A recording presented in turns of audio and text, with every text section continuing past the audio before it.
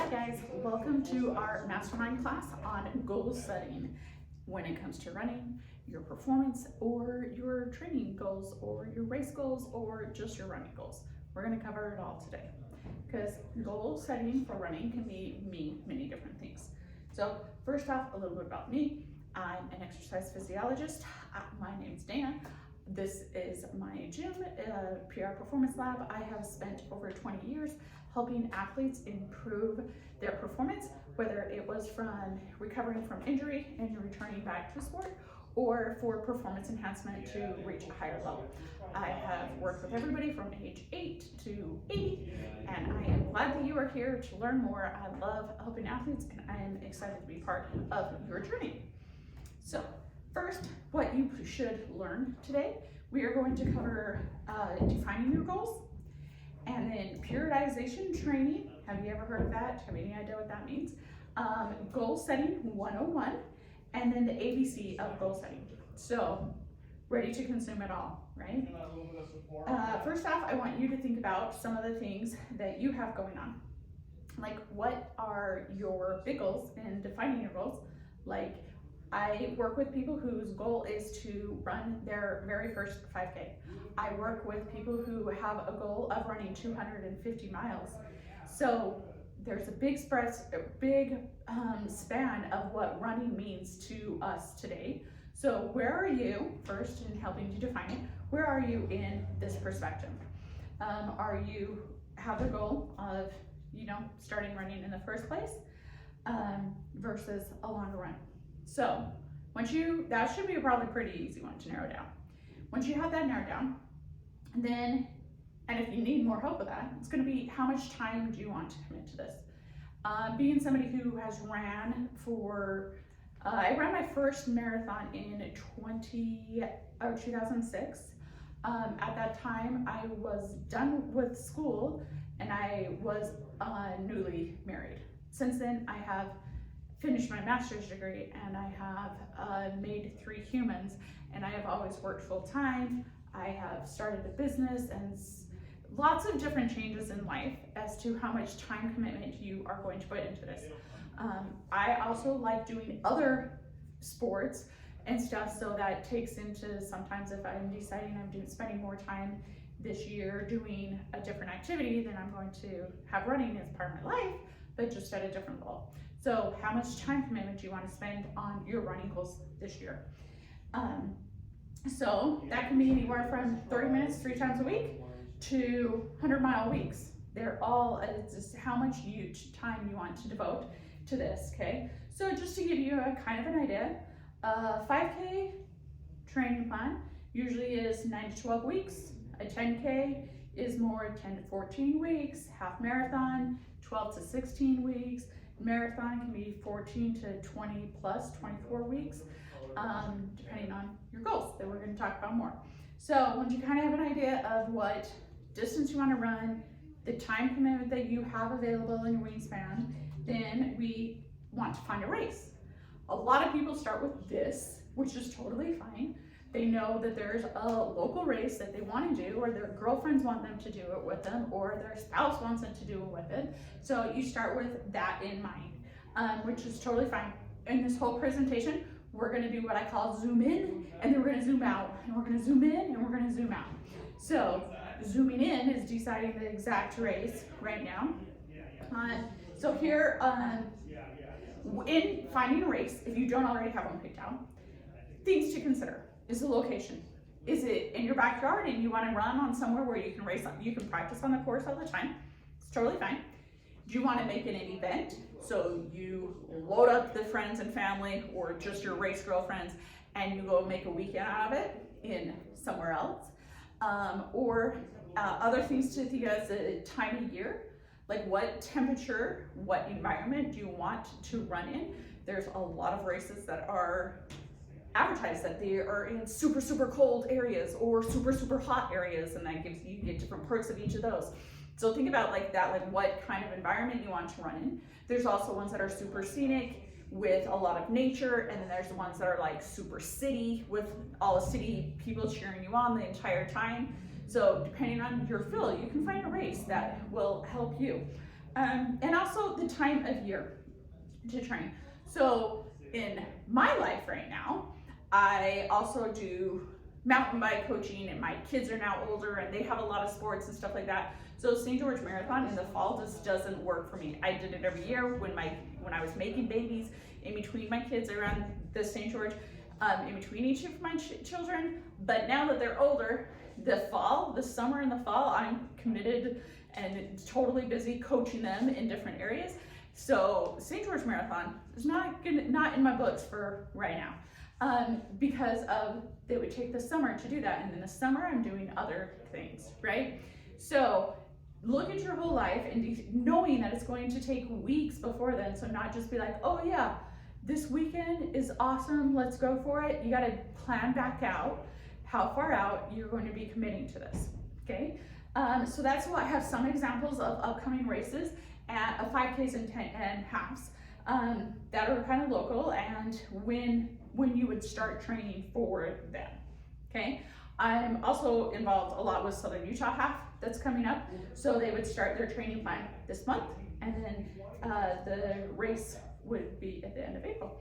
So planning out, deciding your distance, deciding your location, and then narrowing it down to the race. Awesome. So now we've defined our goals, our goal race anyways. Now periodization, it plays a big part in training, and there are so many runners that I work with that have just the race goal and that's all that they know, okay? But if you want to become more serious, if you really want to nail your goals, periodization needs to be involved. What is periodization? Periodization is a process of dividing the annual training plan into specific time blocks, where each block has a particular goal that provides your body physiologically different stresses. Periodization also helps develop different physiological adaptations during various trainings. We go up and we go down and we go up and we go down. We're going to break this down kind of even more. More specifically, periodization is the best way to promote training effects in which consists of changes in all of your different systems, physiological system, cardiovascular, muscular systems, that result in a greater speed and endurance and benefits, okay? So training periodization, it creates an effective use of your training time. Being somebody who is, like everybody else in the world, busy right now, so I don't like spending time on anything that does not help me be consistent and meet the goals. So if you're following a periodization plan, you're going to be more efficient. Your time, every time that you're doing anything, has a purpose, has a reason that's going to help you build to your bigger goal. Everybody wants that, right? Why waste our time? It allows you to maximize your performance on specific races, allows you to dedicate time to building specific skills, provides structure to your training year-round, and it helps you work towards long-term goals that you have, gives you a purpose behind every workout is the big thing, okay? So this is when it gets kind of complicated. So we're gonna kind of go over a whole training cycle, okay? Usually we call it training cycle, it's really called a macro cycle. That's the whole training block, but it should consist of a base building, okay? Most people I work with, if they do have a coach or they are following a training line, which sometimes that's not necessarily happening either, but ideally, hopefully you're doing one of those, then they think that it is just more the race specific part of it. But then there's also the pre-race, the taper, and then there's the peak, which is the actual race. So a lot of people understand this, but they get lost in the fact that you need recovery, and then you go to your base building again. Runners who are been involved a lot longer kind of understand this a little bit more. So, but plenty of them don't. Especially this recovery piece, you don't just bounce into your next race. If that race is an A race, we're going to talk about A and B races here in a minute, but do you get it kind of, and then in each one of these, there's going to be little more sections that can be each like a workout. We kind of put the workouts together to make microcycles, and they're like a week long. So in each of these, there's also little components, but I'm trying to, so this is the zoom in and zoom out, okay? So this is the zoomed out part, big big overall picture that just keeps cycling, okay? We're gonna zoom out again, okay? So when I'm helping somebody, I have a worksheet that looks like this. So this might be kind of hard to see on there, but basically we have our different components here, and then I break down the year. So this does not have to be a calendar year, even though I'm doing this in January. This does not have to be a calendar year. This can be just your training cycle. So the idea I have up here is that somebody's going to run Southern Utah Half as their A goal, and then they're going to run St. George Marathon as their second A goal. You can have 2 A goals if they're spread apart in a year, totally doable. If they are back to back, then one is an A goal and one is not an A goal. It is used as a training, is a race that okay, I think I said that wrong. So you can have 2 races a year as A races, awesome. But if you had 2 races that were really close to each other, you're gonna have one be your A race and your other one just gonna be a training race, okay?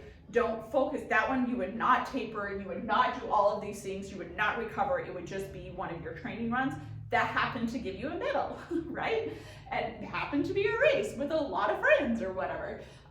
So in this case, we're able to, it gives us enough time so I can break this down, I can show my athlete, this is how many weeks we're going to be actually marathon or half marathon training. We're gonna be building our base for here, we're gonna train for here, we're gonna have a taper, missed the taper in here, but and then the post recovery, and then we're gonna build our base again, have a transition period, and then start our marathon training. So that's the zoom out. That's basically what this means at a week by week place. Okay. But within each of those are a progressive overload. This is super important in order to keep building our fitness from one race to the next race or from one year to the next year. Running is a lifelong thing. It's not very common people decide tomorrow I'm gonna run a race and I'm gonna kick butt at it. So it's building on top of each other. So in progressive overload, increases, ways to progressively overload would be increased duration. So your goal of being able to run longer, increase your intensity, you'll be able to run harder, and increase your frequency, run more often, would be ways that you do that. In order to do that, we gradually increase the stress, but then we allow time to recover. So this can look so different on, this is gonna be like zoom in and zoom out. So on zoom in day, you're going to do a run, and then you're going to stop running, and you're going to hydrate. You're going to spend time foam rolling. You're going to do your post-run stuff, your recovery stuff, and then you're going to sleep, and then you're building it on. So that would be like one workout of doing a progressive overload. Bigger picture, so zooming out a little bit, is going to be that this week you're going to run 20 miles, and you're going to run 20 miles a week for 3 weeks, and then you're going to have a recovery week where you're going to cut back and you're not going to run as much, and then your next week you're going to be up here. So you progressively go up and down. A training model is not a linear upwards. It's going up, 2, 3 steps, let's say 4 steps forward, 1 step back, 4 steps forward, 1 step back. It could be 4 or 3, depending on, there's different variables in that a coach might recommend for different ways. But the biggest thing is that this is how and so now our new baseline's up here. And then we're just progressively from here, do the whole cycle again. Both at a zoom in level, meaning each workout, zoom out a little bit each month, and zoom out a little bit more each training plan, training cycle, the whole thing, building on each other, which will help all of those 3 things that I said before. The duration, your intensity, and your frequency will all be able to increase as we use a correct progressive overload cycle, okay? So I think I kind of touched on all this. You're new, yeah, okay, awesome. So moving on, we're gonna dive a little bit more into each of these. So base building is a big one where the ideas are to increase your aerobic base. So that would be your zone 2, tons of zone 2 training. What is zone 2 training? That's something that I help people with a lot because I do lactate testing. Lactate testing is a way to truly find out where your zones are. There are different calculations that are not quite as precise but could work, as well as like rate perceived exertions. There's a bunch of different ways to do that. So that would be like one of the goals that could be in your base building. And then just to increase, if you're going from couch to 5K, then this would be a lot of walking time, just spending some time on your feet, but not necessarily running a ton yet. You can focus on strength training, especially if you're somebody who just runs. You can use this time to get stronger, running Pacific stronger, which is also something I help people do. And also, this is a great time to work on your running form.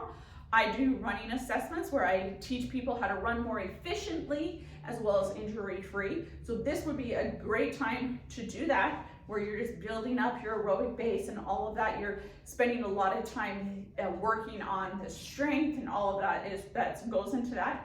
And then non-specific speed development, so some casual speed stuff, but not super intense. And so that's kind of the base building. That can vary a ton depending on what your goals is. How I have 6 weeks to 6 months of base building is totally normal depending on how big of your race it is and depending on where you're starting your fitness at. Moving along to race specific training. So this is the one that I said that would be like the week. So this is when a training plan is usually superly involved, should be involved the whole time, but maybe not, as well as like having a coach write it out for you or some sort of training plan. So this does consist of the race specific, which usually does involve a taper and the race. I just kind of circled that. But the big thing, so you're training for this race that's on this day, and my goal is this, you know? So all of those are in this section. So how I have listed that depending on what your goals are, your distance goals are, as to how many weeks that this would be involved. This would be a lot more running specific. So if your goal is to run a course that's really hilly, this is when you're going to be doing a lot more hills. You have a course, more of a speed performance goal, a time, and you're going to be doing a lot more of the speed work. If it's a longer race, you're going to still be adding more miles, getting more endurance to sustain the whole thing. And then we have the recovery period, which is what everyone forgets about. The recovery period, so after you peak, then you actually have, it's very interesting, your post-race recovery timeline. So for 5K or a 10K, you have 7 to 14 days after that race. So when I said I do lactate testing, which that's a whole nother kind of thing, but with that, it's pretty intense. And I like to do it every training block with my serious athletes. And so if they ran a marathon, I make them wait a few, like I don't want to test them right after a marathon because we want them recovered before we do it. And the recovery for a marathon can take 4 to 8 weeks. So if you are trying to do a marathon and then a month later do another marathon, you're going to not be fully recovered. So you need to set realistic goals as to which one of those races is most important and which one's going to be used as a training race and which one's going to be your A race, is how I say it. Okay, so other things during that recovery is getting your blood work, really working on mobility, working on the strength. If you had an injury, you're going to getting your all of your doctor's appointments done to make sure that you are healthy and ready for your next training cycle. All of these things, so many runners don't pay attention to. They're like, I don't know, they just keep running, or they just don't do anything until the next training block. So super important. I have a program that's just online, gives you a checklist of each of them. Rest and recovery is what I call it. Gonna give you a lot of ideas because there are a lot of things that maybe you haven't really thought about that, oh, I should do that. You know, this isn't a bad time to do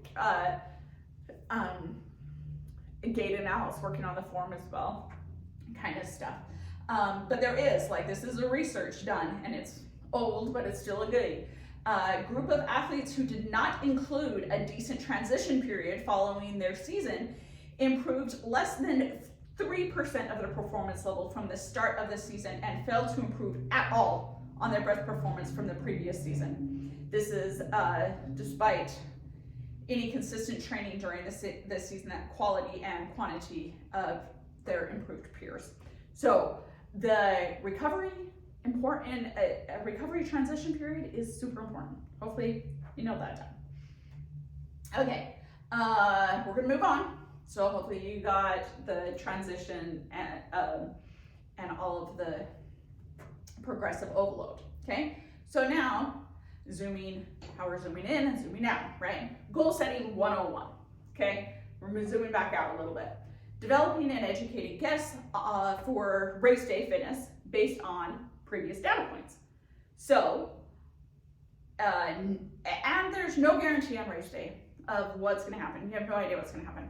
But a lot of people have a goal of what I call a sexy goal. So 2-hour half marathon, less than 4-hour marathon, those kind of things like that. But what does that actually mean? Sounds good, but how do you implement that? And is that really the best thought process for us to narrow it down? Some no-nos that I say are race goal setting. Only have one focus, and that's what I mean, like finish this under 2 hours or die, you know?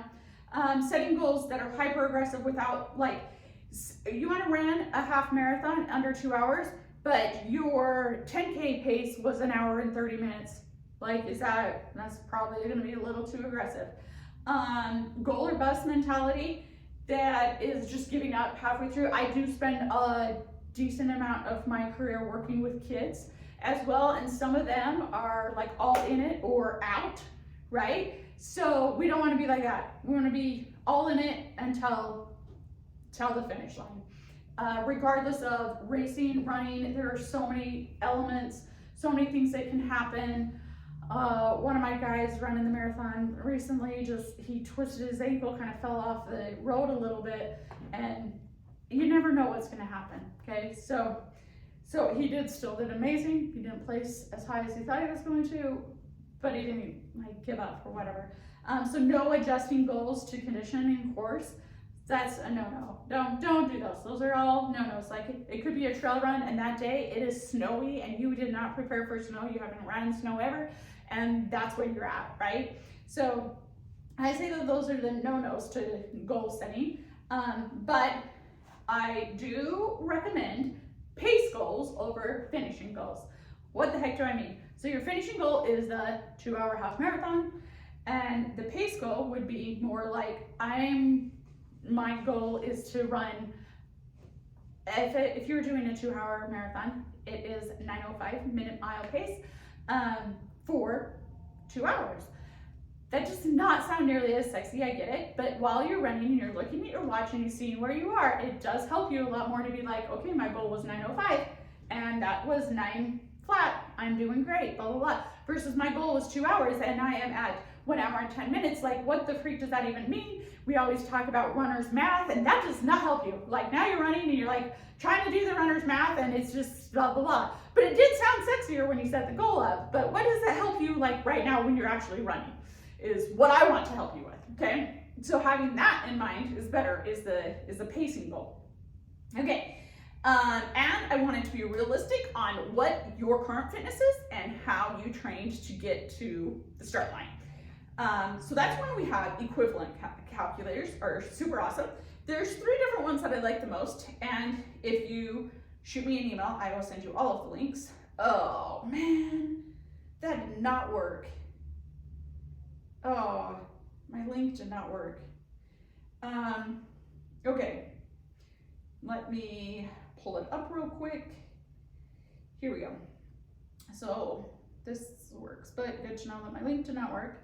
So here's one of the equivalent calculators. So I'm gonna say that I ran a 10K and I ran it in 1 hour and 2 minutes. Just missed the 1 hour mark, just for an example.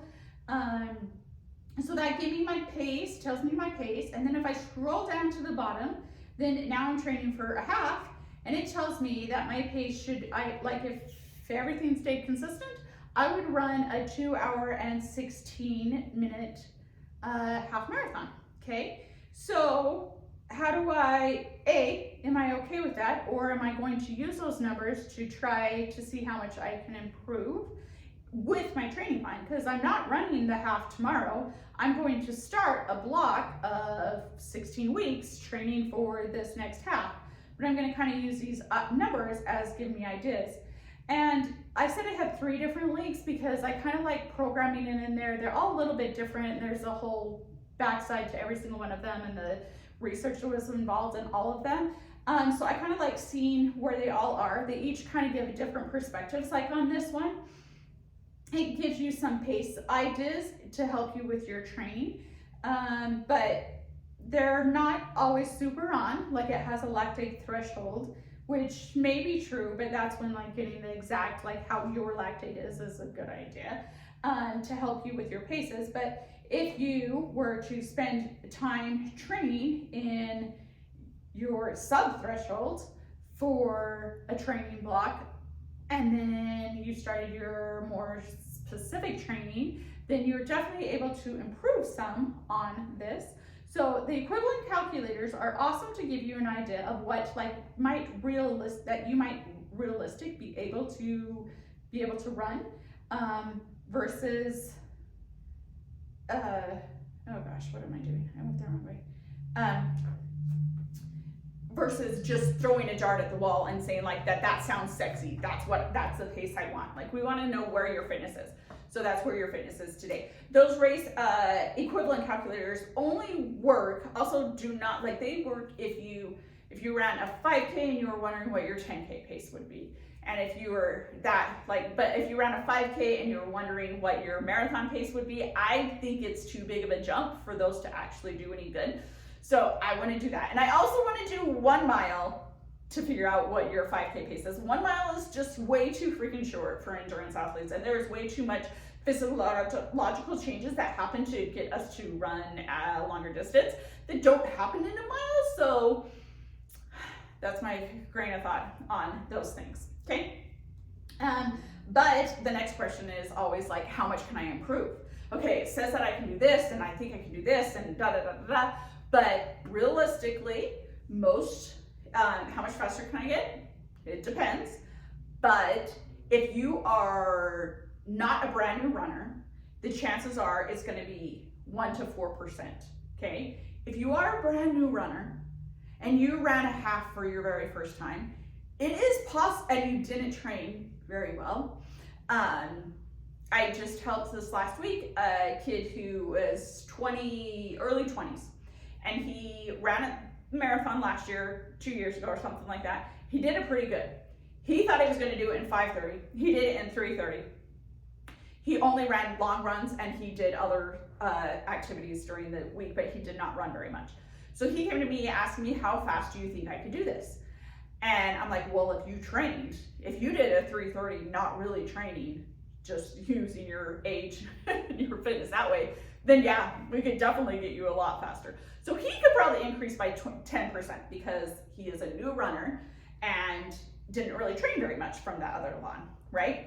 Versus somebody who has been running for years, this is where they're at, they're probably going to improve by more of a 1 to 4 to 5%. So this kind of gives you an idea of what that is. But all of this is only said if they are using a proper training cycle, okay? Actually really trying to train for it. Interesting to know though, right? So here's some improvements that might happen with a half and a full marathon. Okay, so moving on from goal setting 101 to A, B, and C goals. So your A goal, this is another zoom in, zoom out, okay? So your A goal for race day should be something big, something reach for the star, everything aligned. This would be the golden answer. If we zoomed in a little bit closer, your A goal is going to be this is the race of my year. This is what I'm training for, is this one race, okay? Then we have B goals.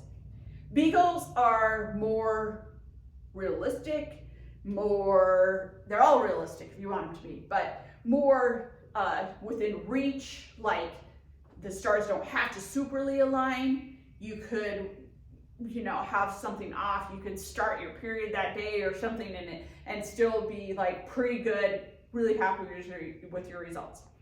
Zooming out a little bit, a B goal would be you're training for this ultimate A goal race, but during your training plan, you raced a 20-mile race just for fun, not as restricted on time, not your big, it was your B race rather than your A race, and you did it as part of your training. So you didn't taper, you didn't peak there, you didn't recover after, it was just built in, would be a B race.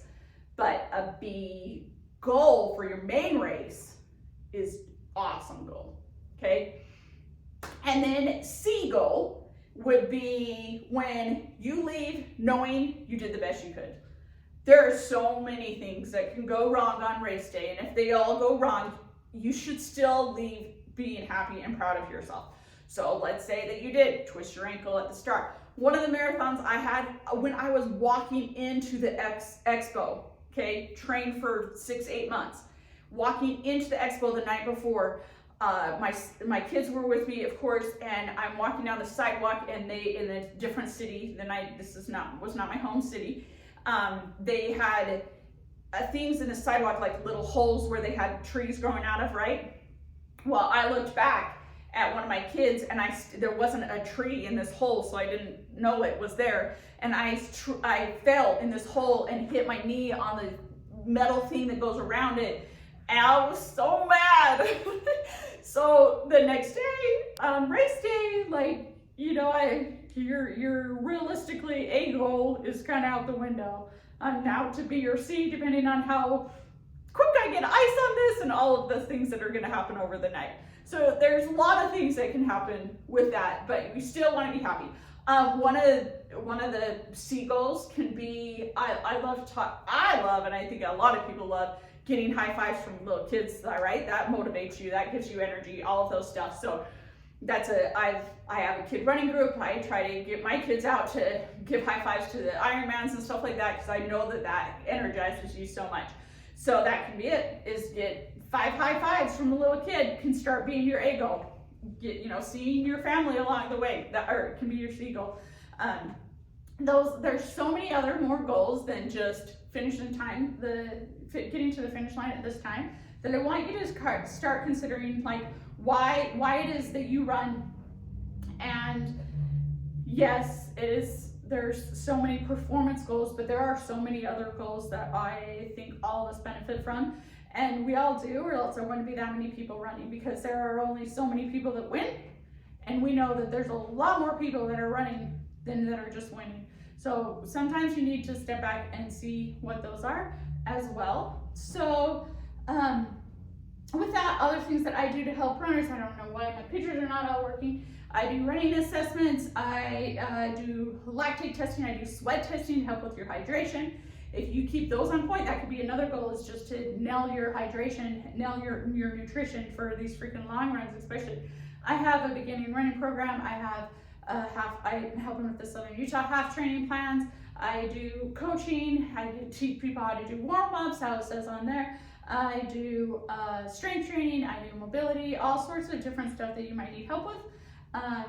And so if you have any further questions, I'm going to be emailing you this code that you can use for any of my services to get a discount if you do it before Sunday, even though it says before Friday. That's it.